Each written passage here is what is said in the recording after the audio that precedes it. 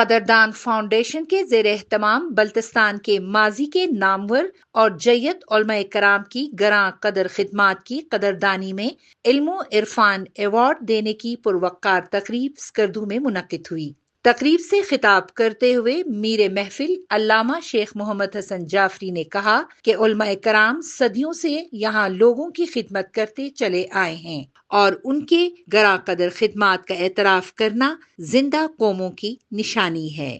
قدردان فاؤنڈیشن کے سرپرست حاجی فدا محمد ناشاد نے خطبہ استقبالیہ پیش کیا، جبکہ تقریب کے میزبان سابق سینئر وزیر حاجی اکبر تابان نے علماء کی معاشرے کے لیے خدمات پر روشنی ڈالی۔ اس موقع پر نامور دانشور و صحافی محمد قاسم نسیم نے علی شیر خان انچن کی شخصیت و خدمات پر تفصیل کے ساتھ روشنی ڈالی۔ نوجوان لکھاری باقر حاجی اور عاشق فراز نے اپنے تحریری مقالے پیش کیے، جبکہ شیخ ڈاکٹر مشتاق حکیمی نے شیخ علی تبتی کی خدمات کو اجاگر کیا۔ نامور محقق و دانشور محمد حسن حسرت نے ایوارڈ سے نوازے جانے والے جیت علماء کرام حجت الاسلام شیخ علی برولمو، شیخ محمد جو، سید محمد عباس چھترن، شیخ جواد ناصر الاسلام، آغا سید علی الحسین سبزواری، شیخ محمد حسن مہدی آبادی اور سید اون علی شاہ کیرس کی دینی اور علمی خدمات پر تحقیقی بنیادوں پر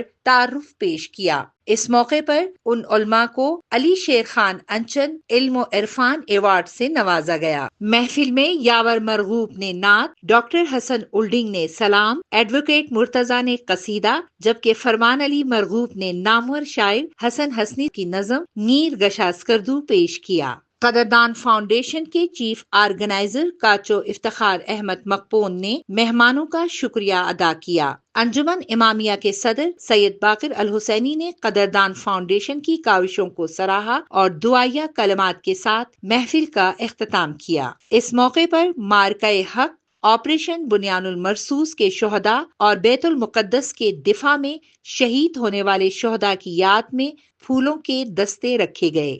کوثر پروین، سیاچن ٹائمز، اسکردو۔